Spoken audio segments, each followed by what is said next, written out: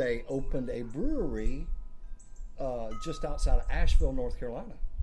Chico, California. Now, And I'm a Southern boy. What does that Chico mean? Chico, something to do with a dog. Something to do with dog. Yeah, Chico dog. Chico. Is that the kind they put on the dashboard? Yeah, and the head dashboard that you drive down the highway? Yeah, it's head bobbles. It's That's a head Chico. bobbles. Yeah, that's it. Chico and Chong. I like that one. That's a good one. So, yeah. There you go. Anyway, they're going to think we're crazy on this one. I know.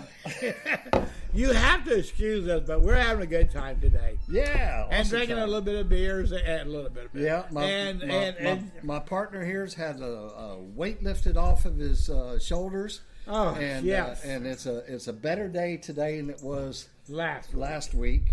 And this week is a lot better. Of course, I'm going to get to go to the Keys. Yes, tell me about that. We're going down to Key West. Well, not quite Key West. It's the chain of the islands right outside of Miami, Homestead area in Florida. And you got a bunch of little islands. And the first key is called Key Largo. And then it goes for Key Largo, Tavernier, and Islamorado. Now, we're going to stay in Key Largo, and we're going to Florida Bay Club Resort. And we're going to do some fishing right along that whole side of the time sharing. Yeah, right along there. There's like island from island is a bridge, and the water comes rushing through there. Yep. On one tide and rushing back out. And that's when you catch a lot of fish and shrimp. Almirado is really well known for their trophy fish. Oh, dolphins. There are what's the word I'm looking for? Geez, I'm going Blaine, old guy here. Charters. Yeah, there are tons of charters in Almirado. But Probably. Now, since they had that hurricane, they wiped out a lot of them. Oh, really? Yeah, now they're just now starting to come back. And that's another reason why I want to go down, because I want to check that out. That's in Islamorado, and that is a Holiday Islamorado. And there used to be at least 20 or 30 boats, big boats, to take you out to way on out. Oh, you're talking about a party boat.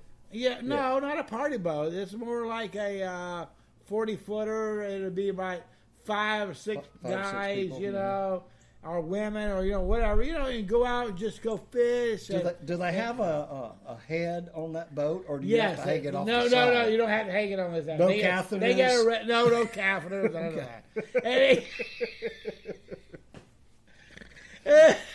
Bring it all around there, folks. I never would do that when you're in the St. John River. No. Because if you hang it out there, you might be gone. Yeah.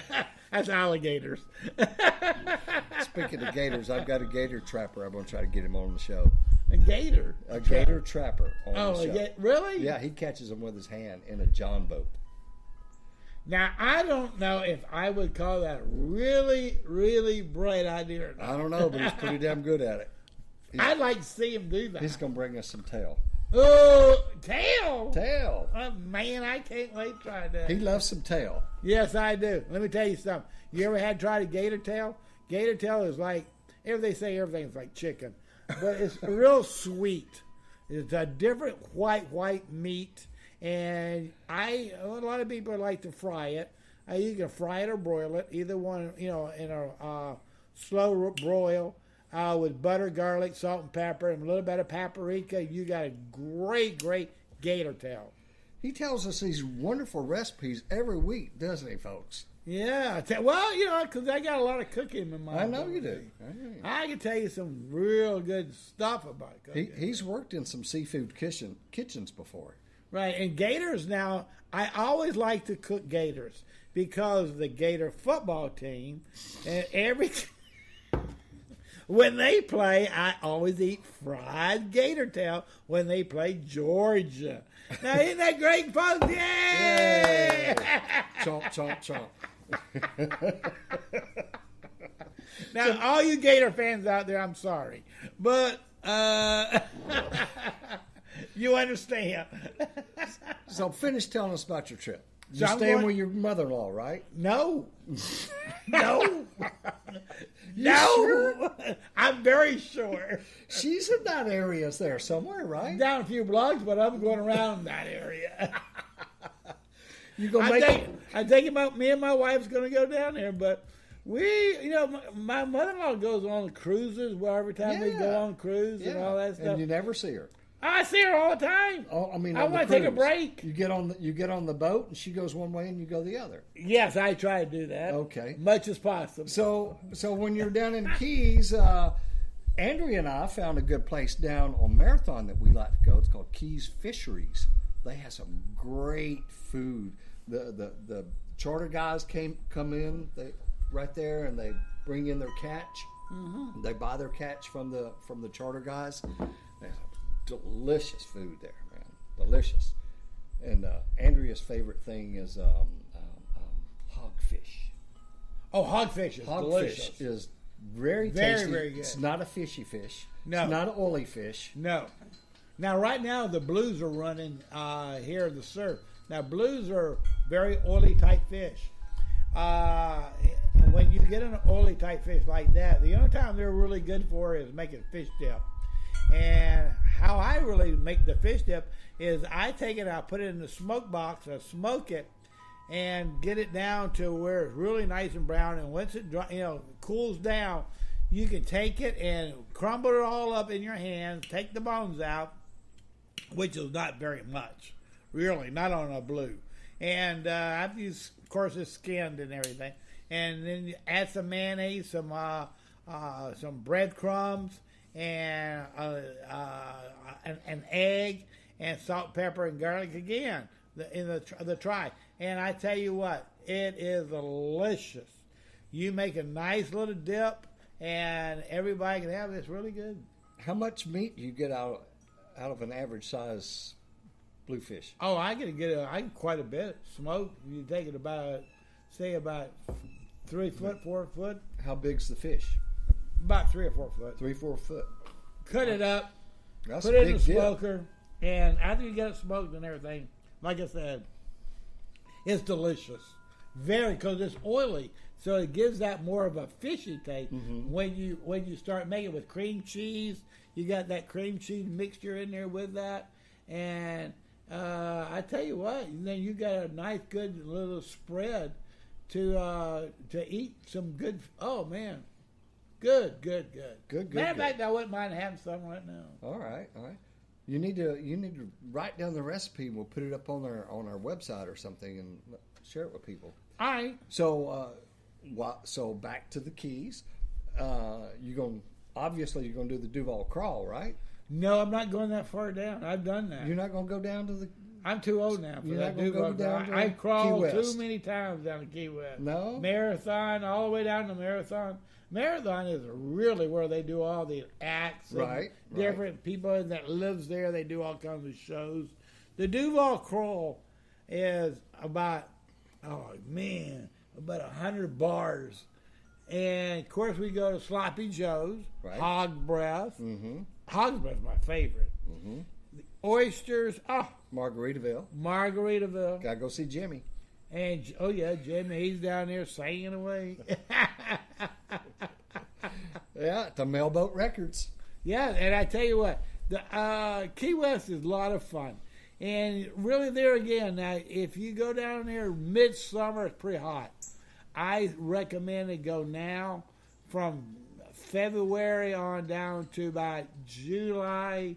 Right. You want to after July, I wouldn't go down there. Well, it's the best time of year to go weather-wise, but price-wise, it's in season and it's the highest prices. Right. Until the snowbirds leave, and then the prices drop, and the weather increases. It gets The hotter. humidity Yeah, increases. humidity gets going and everything, and that's when I like to go down there. Right.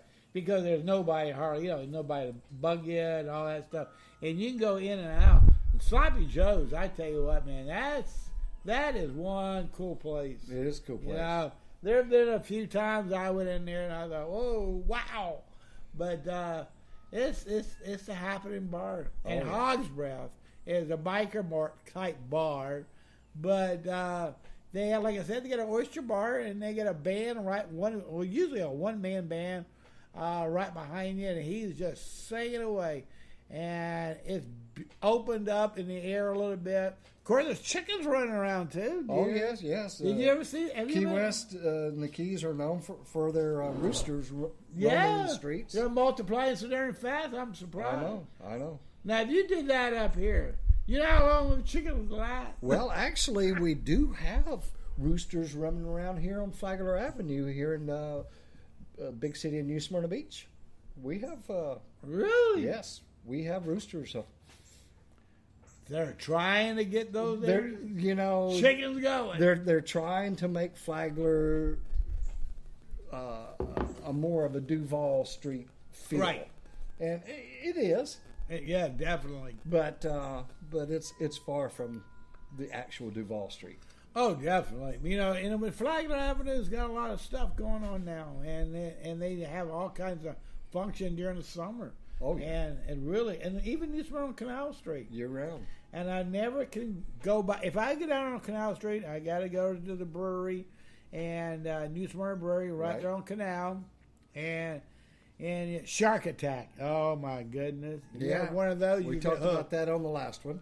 I know. I still get hooked on that. Oh, that's if you that's love that Ranger. If you love IPAs, Shark Attack at New Smyrna Beach Brewery is awesome.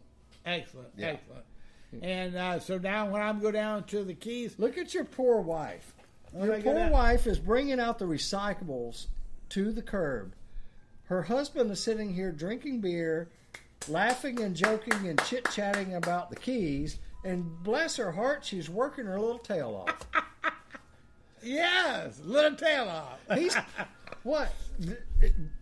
Did you train her to do that, or she does that every so often, and I just bless. I've been blessed, and I'm glad. But we was talking about the Keys, wasn't we? Sure. Well, she allows me every once in a while to go do it myself. Okay. As long as you get your turn. Yeah, because my. Yeah, is that the truth? So, if you folks haven't noticed, we're deep into this thing now. We've got we can record longer than we had before. Our first couple of episodes, we were under a restricted plan, and so we were limited to 15-minute shows. So we're going a little longer this time. We still got 17 minutes to go on the show. If we 17 minutes, hallelujah! We can have a ball now. Let's open up some beers. We're approaching what? We're approaching 28 minutes. Yeah. We've been sitting here talking about nothing. No, we talk about the Keys. I know. And I can't wait to go fishing and shrimping. Now, let me tell you about shrimp down in the Keys are so different than they're up here. They're pinks. And up here, the Florida ones up here in Indian River is more of got about a real strong iodine taste. It just tastes different.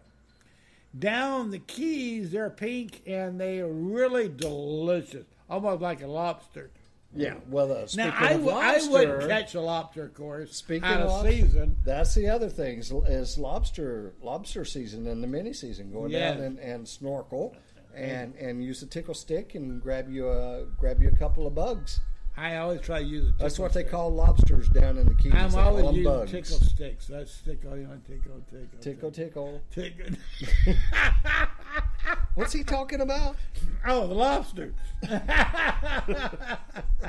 Now,